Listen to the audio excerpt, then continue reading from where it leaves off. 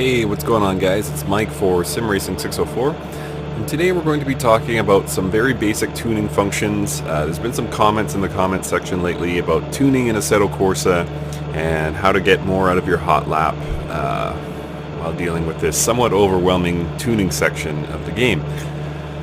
So I'm basing this on a quote I saw in a Jay Leno's Garage episode. So Zach Eakin, the chief engineer of the Nissan LMP1 program, said in racing car design, there's 4 things that make a difference to lap time. Everything else is second at best. It's horsepower and weight, tires, and aerodynamics. So Zach pretty much hit the nail on the head there, and I'll go ahead and add my own. Gear ratios are also important. So we're going to focus on those 5 things, and we'll go in order and just talk about them, and some of them we will be able to do a lot about, some of them we won't be able to do much about in this game, but we'll get into them regardless. So the first one is horsepower. So you're looking at the SF15T. This is a very high-end, obviously open-wheeled Formula 1 car, and we do have some options to tune horsepower. For the most part in this game, it's not like Gran Turismo where we can just bolt on a turbocharger or something like that to increase the horsepower. We have to be somewhat technical to increase the horsepower in this game. The most obvious way is through turbo adjust. So this car does not have turbo, but if you see a car that has turbo adjustment, obviously a higher turbo output will increase your horsepower. However, there are downsides to it. First and foremost, too much turbo can actually damage the engine through in rapid succession, actually, and also it's going to increase your fuel consumption and things like that. So pretty good idea to stay near the factory default for your turbo, or maybe increase it slightly. So jumping back to the SF15T here, if we scroll over to the electronics section, we have control over a few adjustments that will increase horsepower. So the MGUK delivery refers to how much the secondary onboard motor on this car will affect output. So MGUK delivery is by default set to balanced low, and for all intents and purposes, the further we go to the right with this setting, the more output it's going to give. Now keep in mind, if you go all the way to the right on your outlap, you're going to use all of your MGUK energy before you actually get to your hot lap. So good idea to keep it in charging mode, or perhaps balance low, just to go out on your outlap.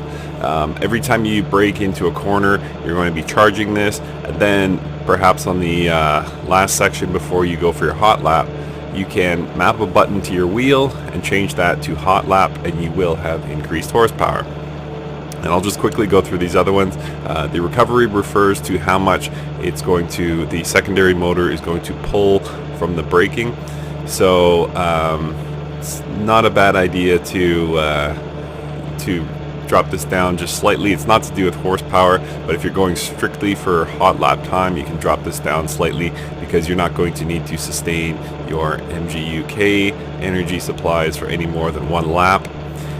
MGU H mode refers to where the heat recovery output is going. We can use it to charge the battery, or we can use it to power the motor, and in the hot lap case we want to use it to power the motor. And the engine brake here refers to how strongly, obviously, the engine is used to brake the car, and we can reduce this for the hot lap scenario to make sure we don't slow the car too much when we let off the throttle. So that's basically all we can do about horsepower in this car. So moving on next to weight. Now weight is something we have very little control over in Assetto Corsa. We don't unfortunately have the option of uninstalling the factory stereo, or removing the back seat, or going with a carbon fiber hood, or leaving our significant other at home and not in the passenger seat, or anything like that. But one parameter we do control for weight is the fuel load. So the fuel load, depending on the car you're driving, I believe in the case of the Lotus 98T, it's set by default to something like 195 liters, so you've got a full race by default. A lower fuel load will make for a lighter car. So you could technically set this to 1 and then go into your settings and turn off fuel consumption, but I don't find that's very realistic. So what I do for hot lapping is just set it to something like a 15 or 10 or 20 or whatever it is to do 2 laps, and then I turn off my fuel consumption. The reason being is, yes, it's less realistic. However, I want to run as many laps as I can without having to worry about running out of fuel.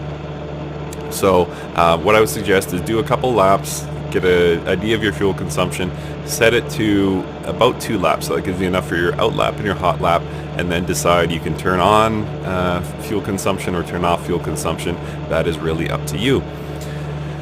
So moving on to perhaps the most important parameter here is tires. So tires, we control effectively 2 things, the compound and then the pressure level.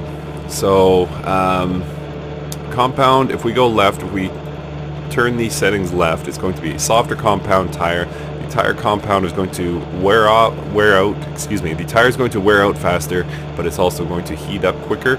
So great for hot lapping. You're fine with, your tires wearing out very fast. Obviously, we don't get charged the red cent when we play Assetto Corsa if we have to replace our tires, so no shame in going with a softer compound. And then the pressure is something you're actually going to have to take to the track to figure out. So what you want when you're in game and you have the tires app enabled, and please do this, don't ignore your tires, enable the tires app, and you're going to get 2 settings. You're going to have 4 rectangles that show a color gradient from blue through red. Obviously blue being cold, red being hot, and somewhere in the middle is green, and there's various shades of green, but as long as you're hitting green, that means your tires are up to the proper temperature. However, something that's even more important is there's small numbers beside your tires that tell you the current PSI level. So when we're in the settings screen and we adjust the PSI level, right now it's 17. That doesn't translate 1-to-1 to what we're going to see on the track. When we get out there, this could be a higher or lower pressure level, but what we want is we want those PSI levels green as well, and that is actually paramount to the rectangles we see, because the rectangles are the current temperature. It's going to fluctuate some, but the PSI levels should be in the green. So depending on the car, that's going to be somewhere in the 30 range, typically 30 PSI, and that's what we want to maintain. We want to make sure that we're staying in that green. So that is that's the tires, and again, very, very important.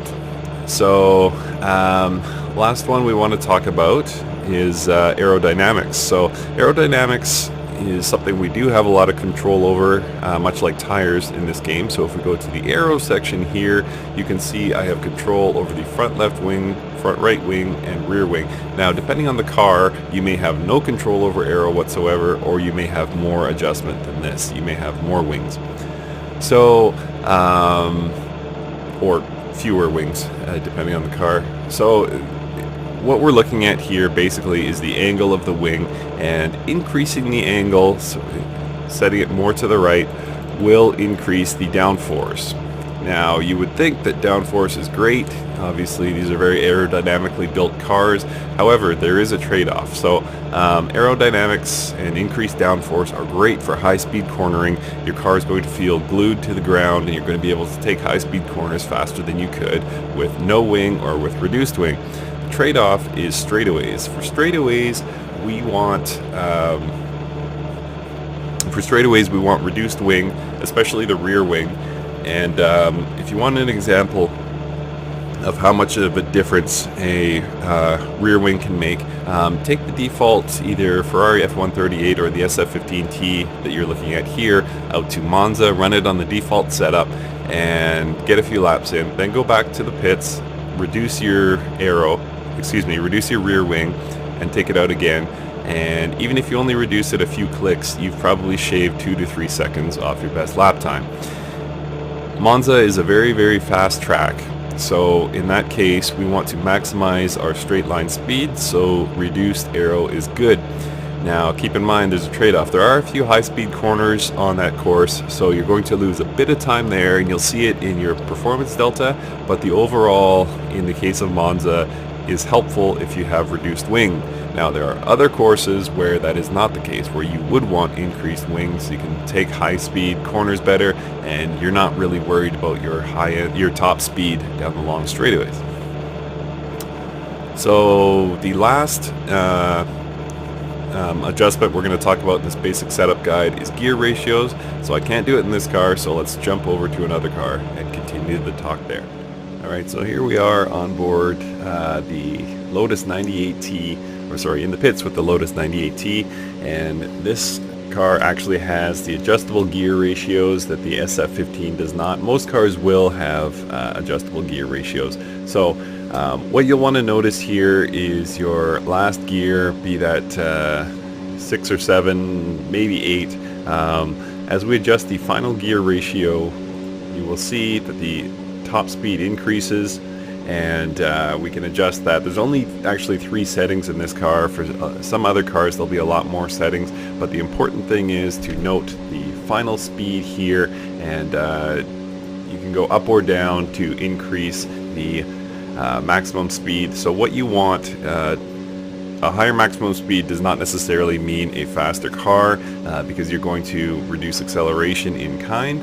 So what you want is, on the longest straightaway, you want to be hitting just about the theoretical maximum speed of this car. So if we are at Monza, for example, and we adjust the final gear ratio, and we're hitting somewhere around the 328 kilometer mark, then that's really, really good. If we're too far under that, that means we just have wasted gears, wasted gear ratio, and we can just turn it down, and perhaps that's a better setting. And coincidentally, if we're hitting 328 somewhere about halfway down the straight, and then we're just redlining for the rest of the straightaway, we can actually increase the gear ratio and perhaps get more speed out of it, get faster lap time, that is, out of it. But much like tire temperature, this is something you're going to have to play around with. It's not a straightforward answer where one gear ratio is better than the other. You'll just have to see what it does to your lap times ultimately. But the best way to gauge, the best way to get yourself close, is to adjust the final gear ratio to match your top speed on the longest straightaway of the course.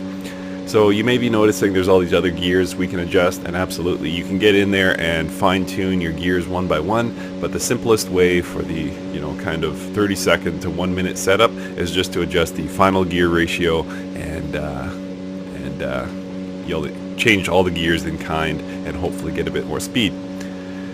So that's it. That's my by the way, I've spent a considerable amount of time on this, but when you kind of know what you need to adjust, I can make these adjustments in 30 seconds, no problem, as I jump onto a track, and then spend a bit of time tuning the gear ratios and the tire pressure, and so all in all, it's about a 5-minute process. So that's it. Thank you so much for watching. I hope you have increased hot lap times from this, or decreased times as it were, increased performance anyway.